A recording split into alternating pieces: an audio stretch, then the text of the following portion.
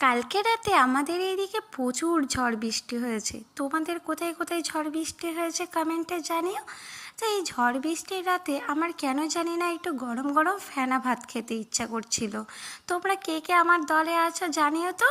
তো যেই ভাবনা সেই কাজ। এখানে দেখো আমি ভাত বসিয়ে দিয়েছি, সাথে ছিল আলু সিদ্ধ, বেগুন সিদ্ধ, ডিম সিদ্ধ, যেগুলো ফানা ভাতের সাথে জাস্ট অমৃত লাগে।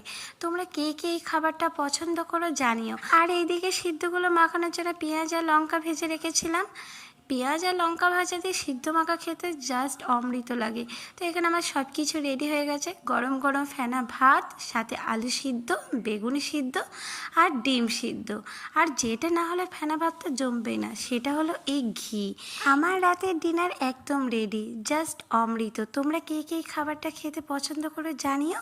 তাহলে চলো টাটা, দেখা হচ্ছে খুব শীঘ্রই নেক্সট কোনো ভিডিওতে।